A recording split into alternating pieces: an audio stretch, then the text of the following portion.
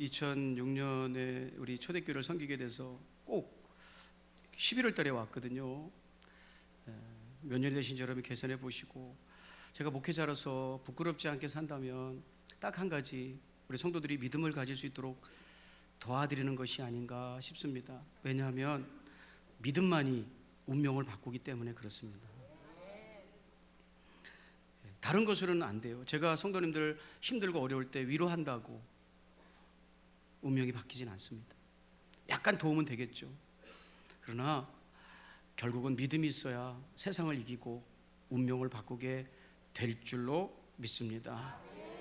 무슨 얘기냐면요, 가을이라는 노래가 있어요. 가을. 백남석 작사, 현재명 작곡. 가을. 가을이라 가을바람 솔솔 불어오니 푸른 잎은 붉은 치마 갈아입고서. 나무들이 다 여잔가 봐요. 남쪽 나라 찾아가는 제비 불러 모아 봄이 오면 다시 오라 부탁하누나. 할렐루야. 왜 할렐루야 하냐면 이게 찬양이거든요. 찬양. 1936년에 현재명 씨가 지은 찬송가에 실렸던 찬송가, 어린 찬송가예요. 2절 볼게요. 2절. 가을이라. 1부 때도 그렇고 여러분이 반응이 없으니까 주눅 들었어요. 가을 바람 다시 불어오니 밭에 익은 곡식들은 금빛 같구나. 추운 겨울 지낼 적에 우리 먹이려고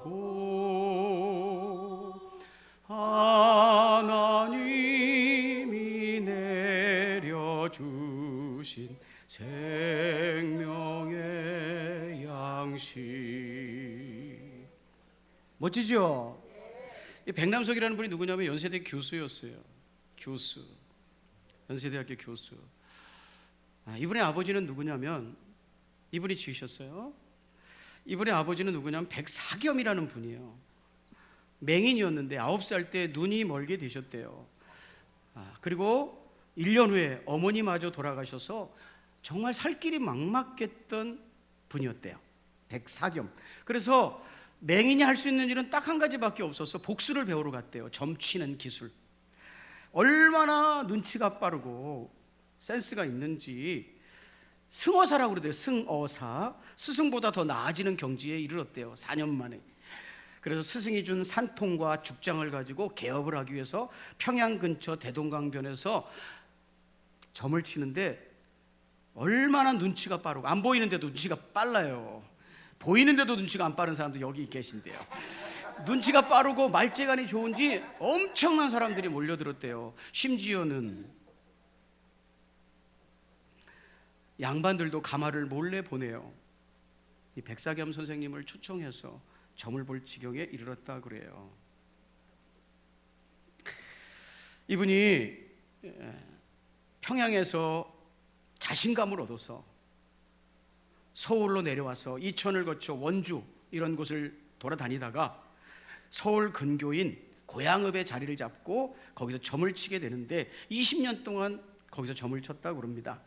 그런데 사람들에게 어떤 소문이 났냐면 고양읍 백장님, 옛날에 그렇게 불렀으니까 이해해 주세요. 백장님 하면 명복이다, 이런 소문이 났습니다.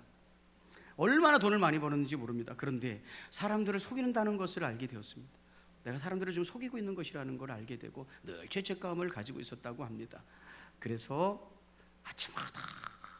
아침마다 용서해달라고 18년 동안을 빌었는데 20년 동안 점쟁이 생활하면서 아무 응답이 없었어요.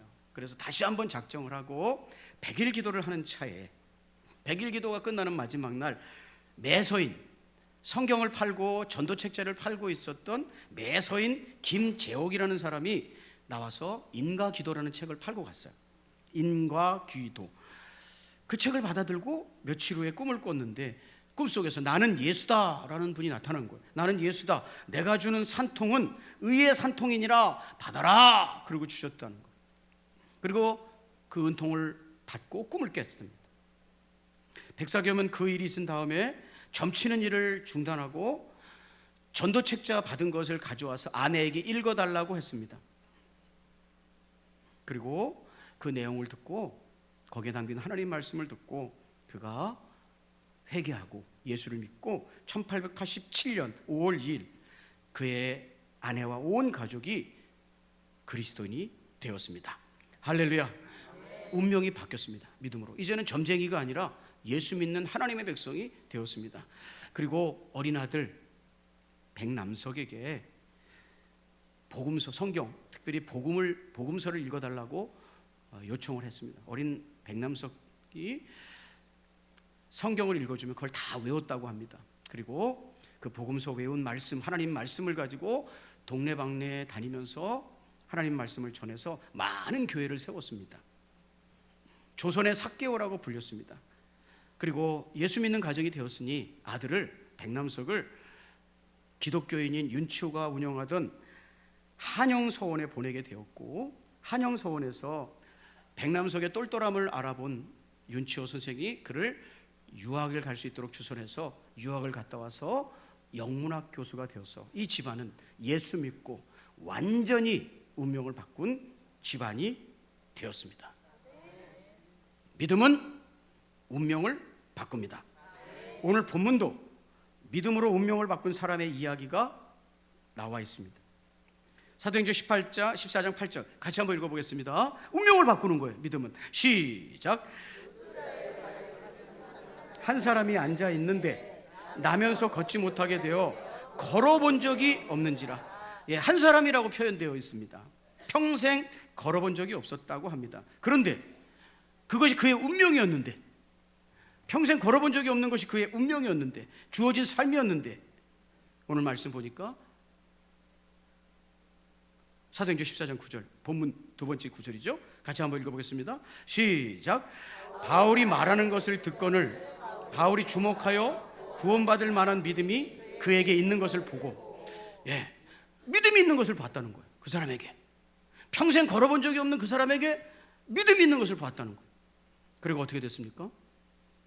사도행전 14장 10절 큰 소리로 이르되 내 발로 일어서라 하니 그 사람이 일어나 걷는지라. 걷게 되었다고 합니다. 새로운 삶이 시작된 거죠. 여러분, 믿음이 있으면요 반드시 역사가 일어나고 운명이 바뀌고 안 되는 것이 되기 시작하는 줄로 믿습니다. 여러분 마음속에 어쩌면 믿음이 없기 때문에 그런 줄 알아요. 그렇게 힘들게 살아가고 있는 이유가 내가 교회를 다니고 있지 믿음이 없기 때문에. 여러분 하나님은요 반드시 믿음을 통해서, 오늘 하나님 말씀 보세요. 그 많은 사람이 하나님 말씀을 듣고 있는데 한 사람만 믿음이 있었다는 거예요. 한 사람만. 하나님은 믿음 있는 사람을 지금도 사용하셔서 그분이 살아계심을 나타내시는 줄 믿습니다. 그러므로 믿음을 점검해 보아야 합니다. 믿음은 목사님 내 마음속에 있는 믿음을 어떻게 알아요? 그렇지 않습니다. 성경은 믿음은 점검해 볼 수 있다고 말씀하고 있습니다. 그래서 어떤 사람과 대화하면 그 사람 믿음이 없는지를 금방 체크해 줄 수 있습니다. 그게 목회자의 일이죠. 믿음을 가질 수 있도록 도와주는 거. 여러분 믿음 가지고 천국 가는 줄 믿습니다. 믿음 가지고 새로운 운명을 개척하는 줄 믿습니다. 그러니까 제가 선물할 수 있는, 성도들을 섬기면서 할 수 있는 최고의 선물은 그분이 믿음이 있는지 없는지를 점검해서 믿음을 가질 수 있도록 섬기는 거죠. 믿음은 점검할 수 있다고 그랬어요. 여러분 고린도후서 13장 5절을 우리 세 번역으로 한번 읽어보겠습니다. 시작.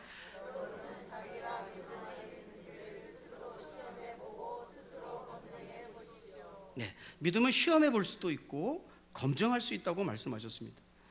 믿음을 검증하는 점검하는 방법입니다. 시험을 해보는 방법입니다. 네, 제가 뭐 용어에서 백사겸처럼 점을 잘 쳐서 그러는 게 아니라 성경에 점검하는 방법이 나와 있기 때문에 그렇습니다. 자, 어떻게 점검하는지 볼게요. 노아서 10장 17절입니다. 우리 귀한 성도님들 같이 읽어볼까요? 시작.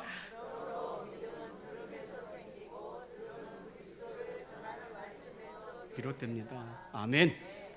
예, 믿음은요, 그리스도를 전하고 있는 그 말씀에서 그 말씀을 들을 때 생기는 거래요.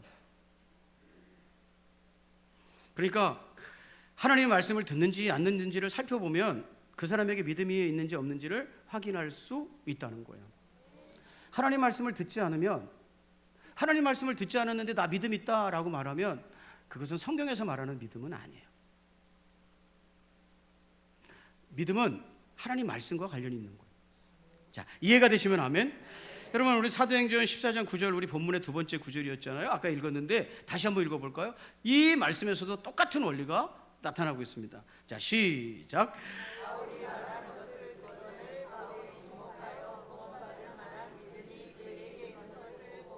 다른 색깔로 표시되어 있죠, 그죠? 바울이 말하는 것을 듣거늘. 바울이 뭐 얘기하냐면 인간적인 얘기, 뭐 개그하는 게 아니고요. 하나님 말씀 전하는 거예요. 하나님 말씀 딱 전하는데 딱 듣는 거예요. 그 사람이 딱 듣고 있는 거예요. 그 듣는 걸 보고 너 믿음 있구나 했다는 거예요. 자, 이해가 되시면 아멘. 그래서 확인할 수 있는 거예요. 예수님도 믿음을 보시고 그랬다는 거예요. 여러분, 말씀을 딱 듣고 있는지 안 듣고 있는지를 살펴보면 그 사람의 믿음이 있는지 없는지를 정확하게 체크해 줄 수 있다는 거예요. 자, 이해가 되시면 아멘. 그래서 바울이 그 사람에게서 새로운 운명이 시작될 수 있었던 이유는 그가 하나님 말씀을 막 전하는데 그 사람이 쫙 듣고 있는 거예요. 그래서 그걸 보고 그 사람 속에 믿음이 있다는 걸 확인하고 기적을 일으키는 장면이 오늘 본문이에요. 여러분, 말씀을 듣고 있는지 안 듣고 있는지 알 수 있을까요? 자, 하나님 말씀을 들으면 그 사람에게 믿음이 생기고 그 사람 속에 들어간 믿음은 반드시 기적을 일으킨다는 거예요. 여러분에게 믿음이 없어서 그렇지. 여러분, 내가 하나님의 말씀을 듣는지 안 듣는지 그것도 확인이 가능할 거예요. 확인이 가능합니다. 여러분, 언어에는요 5가지 기능이 있어요. 언어는 5가지 기능. 첫째는 6가지 기능이 있다고 말하는 사람도 있고, 요즘 최근에 나온 사람은 요즘 최근 나온 책입니다. 언어의 7번째 기능이라는 책이 요새 나왔습니다. 그러니까 6가지 기능이 있다는 거죠, 그 사람 주장은. 근데 언어에는 6가지만 있는 게 아니라 7가지 기능이 있어 라고 말하는 사람도 있는데 5가지 기능이 가장 정확한 것 같아요. 첫째는 지식의 기능이에요. 지식의 기능. 정보를 전달한다는 거예요. 말을 통해서. 예를 들면 정읍사공원 약수터 2번째 계단에 가면 제가 2만 원 숨겨놨으니까 가지세요. 그러면 이거 좋은 정보예요, 안 좋은 정보입니까? 그걸 알게 되는 거죠. 엄마 이렇게. 지식의 기능. 2번째 표현의 기능. 제가 지금 하고 있는 게 제 마음을 표현하는 거예요. 말씀 안 듣는다고 제가 삐쳐가지고 지금 약간 이렇게 자신의 상태가 어떤지를 말을 통해서 상대방에게 전달하는 거죠. 표현의 기능이 있어요. 표현의 기능. 3번째는 교제의 기능. 말로 사귀는 거예요. 위로해주고 격려해주고, 노래 같은 거 있잖아. 노래 같은 걸 듣고 신나서 박수치고 힘을 얻고 서로 교제하는 거죠. 교제의 기능. 말로 사귄다는 거죠. 4번째는 미학의 기능. 같은 말이라도 듣기 싫게 하는 사람이 있는가 하면 그 말이 완성도가 높아가지고 미학적인 기능을 시를 진다든지, 우리 김영신 집사님처럼 시를 진다든지, 아까 백남석 우리 연세대 교수셨던 그분처럼 곡식이 다 익었다 해 이렇게 말하지 않고 하나님이 내려주신 생명의 양식을 봐. 얼마나 멋져요. 뭘 다 익어야 저건 안 익었지 이러지 않고, 피도 되게 안 뽑아가지고 피 좀 봐라 이렇게 얘기하지 않고, 하나님이 내려주신 생명의 양, 이렇게 미학이에요. 그걸 들으면 눈물도 나고 어린 시절이 생각나기도 하고 그 말 때문에. 말을 어떻게 저렇게 예쁘게 표현할 수 있을까? 이 미학의 기능이에요. 5번째는 지시의 기능이에요. 지시의 기능. 명령한단 말이에요. 말에는 명령의 기능이 있다는 거예요. 여러분, 제 친구 얘기를 잠깐 들려드릴 테니까, 이 친구는 말의 기능 중에서 어떻게 그 말을 들었는지를 여러분이 간파해 보셔야 돼요. 그리고 내가 말을 듣고 있는지 안 듣고 있는지를 이제 우리 생각해 볼 거예요. 우리는 초등학교 동창들도 열심히 만나고 재밌게 지내더라고요. 그런데 두 가지 이유 때문에 저는 그 모임에 갈 수가 없습니다. 토요일이나 주일날 주로 만나기 때문에 토요일이나 주일에 제가 무슨 친구들 만남에 가겠습니까?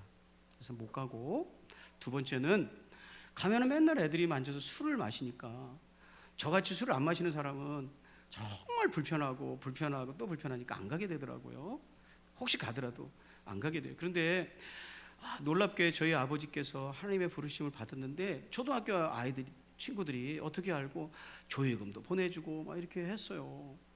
그래서 너무 미안하더라고요. 졸업한 지 뭐 몇십 년이 지났잖아요. 50년이 지났는데 그 친구들이 조의금도 보내주고 뭐 슬퍼하지 마라, 인생 다 그런 거다, 막 인생을 막 가르쳐주고 그래가지고 너무 고마웠어요. 그런데 이제 뭐 한 사람 다 고맙죠. 고마운데 미국에 제가 LA 갔을 때 만난 그 여자 동창생이 있어요. 제 아내랑 같이 만났으니까 걱정하지 마세요.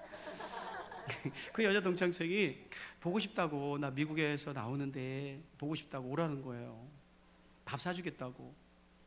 나도 내가라도 밥을 사려고 하는데 친구들이 고마웠잖아요. 그래서 밥을 살 테니까 오라는 거예요. 그래서 제가 고마운 마음에 잘됐다. 여러분 꼭 대답해 보셔야 돼요. 잘됐다. 내가 친구들한테 너무 미안했는데. 그래서 금요일 밤에 모인다고 그러더라고요. 그래서 가서 이 고마움을 좀 나누고 이따 와야겠다 하고 이제 갔어요. 그래서 이제 그냥 가기 미안해서 그 친구가 밥을 산다고 했으니 제가 이제 떡을 준비해가지고 갔어요. 엄청 무겁죠. 그래가지고 이제 나눠줬어요. 고맙다. 나 슬픈 일 당했을 때 너희들이 위로해줘서 고맙다고 나눠줬다. 자, 우리 친구들이 어떤 반응을 보였을까요? 이 정읍에 떡을 해가지고 가서 나눠줬을 때 전문 용어로 얘기해 보세요. 환장을 했어요. 환장. 맛있다. 이거 어디서 난 거냐, 이거 맛있다. 환장을 하고 먹더라고. 그래서 야, 우리 아내도 고맙다고 하더라. 그래서 인사를 많이 받았습니다. 이거 제가 한 게 아니라 친구들이 환장했습니다. 이렇게 안 좋은 표현을 쓰신데 죄송합니다. 친구들이 환장했습니다. 네. 근데 이제 그렇게 만나서 친구들하고 즐겁게 교제하고 너무 오랜만에 만났는데도 초등학교 시절로 돌아가서 얘기하고 그러는데 저 오랜만에 왔다고 막 귀빈 대접해주고 그렇게 넌 오랜만에 왔구나. 그래서 이제 이런 얘기 저런 얘기 하는데 옆에 있는 친구가 술을 안 마시는 거예요. 다 마시는데 그 친구만 안 마시는 거예요. 그래서 너는 왜 술을 안 마시냐? 너 때문에 내가 좀 위로가 된다. 막 이러면서 한숨을 푹 쉬면서 5년 전에 담배를 끊었는데 얼마 전에 암 수술을 했어. 의사 선생님이 술 마시면 죽는데. 그래서 술을 이제 끊었다고 그러더라고. 그러면서 깊은 한숨을 쉬면서 이수신 장군이 쉬었던 그 장탄식을 쉬면서 인생 무슨 재미로 사냐 이제. 나 인생 무슨 재미로 살지? 이러더라고요. 심각하게. 진심으로. 여러분, 이 친구는 언어의 5가지 기능 중에서 의사 선생님의 말을 뭘로 들은 거예요? 뭘로 들은 거예요? 지시사항으로 들은 거예요. 농담 따먹기로 듣는 게 아니에요. 죽은 사람을, 여러분, 하나님, 어떤 사람이 그 사람의 말을 안 듣는다 그럴 때 2가지 의미가 있는 거예요. 2가지. 첫째는 말을 안 듣는다의 2가지 의미. 첫째는 아예 안 듣는 거예요. 여러분, 말은 눈으로 듣는 거거든요. 눈을 피한다든지 고개를 돌려버린다든지 이거는 말을 아예 안 듣는 거예요. 자, 그러면 여러분 생각해 보세요. 그 사람에게 믿음이 들어갈 수 있을까요? 아예 안 듣는다. 전혀 안 듣는다. 네, 있을 수 없어요. 여러분, 신앙생활은 거의 공학에 가까워요. 딱 대입하면 그렇게 시스템이 돼서 움직이는 거예요. 아예 안 들어요. 그 안에 그 사람 속에 있는 믿음이 그 사람의 운명을 바꾸고 그 믿음이 역사하는데 아예 하나님 말씀을 안 들어요. 우리 약속의 말씀을 붙들고 외치는 거잖아요. 그래야 권세가 나타나는 거죠. 아예 안 들어. 두 번째, 아예 안 들어. 두 번째, 빨리 펴주세요. 말하는 사람의 의도와 전혀 다르게 이해하는 거예요. 이거를 못 알아듣는다 그래요. 성경에서는 깨닫지 못한다 그러고 못 알아듣는다 그래요. 내가 이렇게 얘기했는데 이렇게 얘기하는 거예요. 여러분, 성경에서 하나님 말씀을 안 듣는다라고 말할 땐 두 번째를 얘기하는 거예요. 자, 두 번째 경우처럼 하나님 말씀을 듣는 사람들이 어떤 사람들인지 제가 하나님 말씀을 통해서 잠깐 생각해 볼게요. 창세기 18장 13절부터 14절. 그들에 대한 부르짖음이 여호와 앞에 크므로 여호와께서 이곳을 멸하시려고 우리를 보내셨나니 우리가 멸하리라. 이 성을 멸하겠다는 거예요. 죽고 사는 거예요. 죽고 사는 문제가 지금 걸린 거예요. 자, 그런데 롯이 나가서 그 딸들과 결혼할 사위들에게 말하여 이르기를 여호와께서 이 성을 멸하실 터이니 너희는 일어나 이곳에서 떠나라 하되 그의 사위들은 농담, 조킹으로 여겼다. 자, 하나님은 명령하시는 거예요. 살려면 떠나라. 명령하시는 거예요. 자, 이 사람들은 하나님의 말씀을 듣기는 들었어요. 귀를 울리는 뭔가 정보가 왔어요. 그런데 뭐라고 들었냐면 농담한다고 생각했어요. 아, 우리 그렇지 않아도 스트레스 받았는데 장인어른이 와서 재미있는 얘기 하나 해주고 가네? 조크하고 가네? 이렇게 생각했다는 거. 이런 거를 안 들었다 그래요. 여러분, 하나님께서 우리의 운명을 바꾸시려고 죽느냐 사느냐 하는 문제를 할 때는 농담하지 않습니다. 의사 선생님이 여러분 농담하는 겁니까 지금? 술 끊으라는 게 농담하는 겁니까? 하나님께서 우리에게 하나님 말씀을 주시면서 너의 삶을 바꿔야 된다, 너의 습관을 바꿔야 된다라고 말하는 게 농담하는 겁니까? 사람이 죽고 사는 문제를 다룰 때 여러분, 우리는 죄로 인하여 죽어가고 있잖아요. 이 죽어가는 영혼을 살리기 위해서는 바꿔야 되는데 바꾸는 언어는 그 죄악된 습관을 바꾸고 죄악된 하나님 아버지의 방법을 바꾸는 방법은 습관을 바꾸도록 만드신단 말이에요. 그러므로 하나님의 말씀은, 죽을 영혼을 살리시는 하나님의 말씀은 지시요, 지시. 그러므로 하나님의 말씀을 들은 사람은 바꾼다는 거예요. 안 들으니까 그러니까 제가 목회를 하면서 안 바꾸는 거예요. 안 바꿔. 그러면 뭐 한 거예요? 안 들은 거예요. 하나님께서 너 죽어, 그렇게 하면 안 돼, 죽어. 여러분, 모든 살리는 말씀은 누군가를 살리기 위해서 하는 말, 누군가를 살리기 위해서 말을 하게 된다면 그건 전부 다 명령이에요. 가만히 계세요. 119 구급대원이 가만히 계세요. 움직이시면 안 돼요 라고 말할 때 그건 명령이에요. 지시예요, 지시. 농담하는 게 아니에요. 여러분, 내가 물에 빠져서 죽어가고 있어요. 죽어가고 있어. 근데 수영 잘하는 사람이 와가지고 나를 잡았어요. 근데 내가 막 나대는 거야. 물에 빠질 것 같으니까. 그럼 그 사람이 얘기해, 조금만 가만히 계세요. 네. 여러분, 누군가를 운명을 바꾼다는 건 죽음에서 건지는 거거든요. 그 죽음에서 건지기 위해서는 내가 바꿀 것이 있는데 그것을 바꾸기 위해서 얘기해 주는 것은 전부 다 명령이 될 수밖에 없다. 그런데 목회하다 보면 하나님의 말씀을 명령으로 듣지 않는다는 거예요. 그게 바로 창세기 18장에 나오는 소돔과 고모라 땅의 백성들이었어요. 농담하는 거라고 슬슬 웃으면서 들었다는 거예요. 여러분, 하나님의 말씀을 듣고 운명을 바꾼 사람의 말씀 듣기를 한번 볼까요? 사도행전 4장 10절이에요. 자, 오늘 우리가 읽은 본문의 마지막이잖아요. 자, 같이 한번 읽겠습니다. 시작.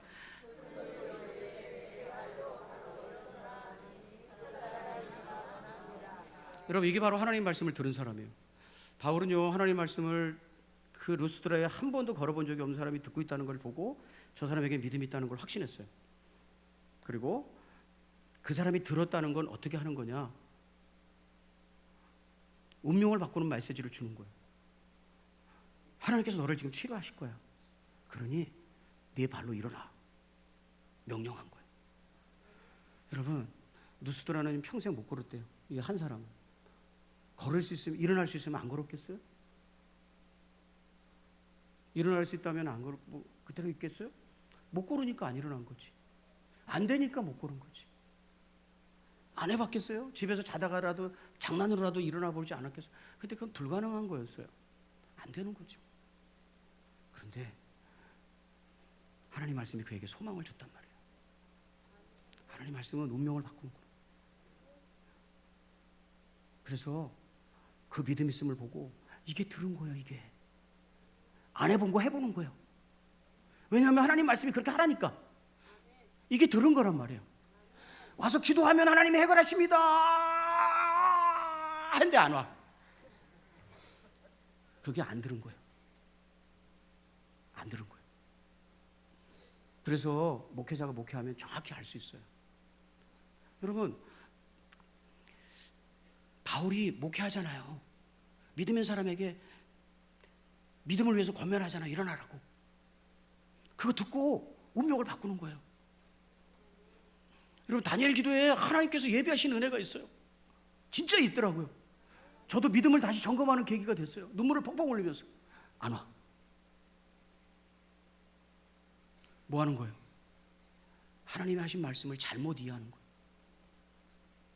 하나님은 명령하는 거예요. 나랑 농담하자는 게 아니라 너 운명을 바꾸고 싶으면 습관을 바꿔야 돼. 지금까지 살아온 삶의 방식을 바꿔야 돼 라고 명령하는 거예요. 그래야 그게 하나님의 말씀 들은 거예요. 계시록 1장 3절 읽고 우리 성도들을 축복하겠습니다. 자, 시작.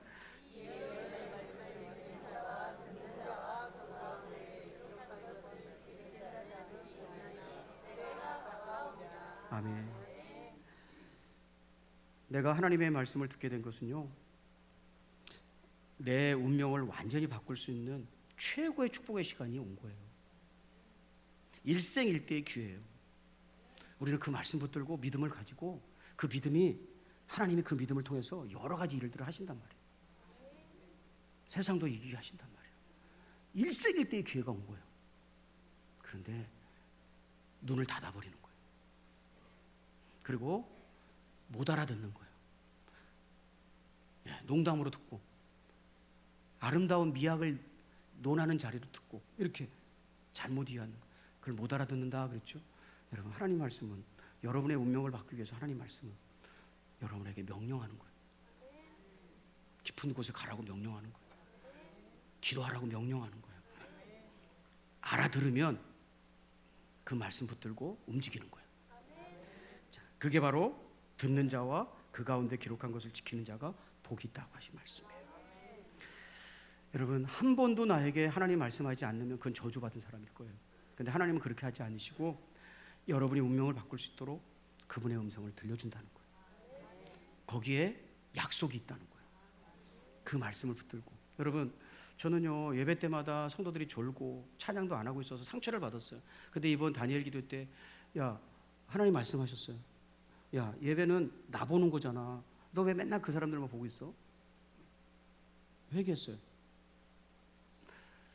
내가 너에게 베푼 은혜를 일주일 동안 감사하는 거잖아. 그게 예배잖아. 근데 왜 너 왔다 갔다 하는 사람 보고, 졸고 있는 사람 보고, 아, 저 사람 왜 저럴까? 왜 이런 거 하고 있어? 그거 예배 아니잖아. 나는 믿음을 통해서 일한다고 그랬잖아. 근데 그게 네가 지금 하고 있는 행동이 믿음이야? 아니잖아요. 그러니까 하나님은 저에게 믿음이 없다는 걸 보시고 계시고 믿음의 역사를 일으키지 않는 거죠. 그래서 제가 회개했어요. 오직 주만 바라보겠다. 주님만 의지하는 거죠. 예배는 특별히 나에게 베푸신 하나님의 은혜를 바라보고 그분만 주목하는 시간이잖아요. 예, 하나님 말씀을 따라 그렇게 행동하고 말하고 선택하면 그게 믿음이잖아요. 그러면 하나님이 그 믿음을 통해서 일하신다는 거예요. 그건 하나님의 하실 일이라는 거죠. 여러분, 우리 믿음으로 당당하게 일어서시기를 주의 이름으로 축복합니다. 주님만 의지하는 거예요. 주님만 바라보는 거예요. 그 은혜가 여러분에게 있기를 축원합니다. 다 같이 자리에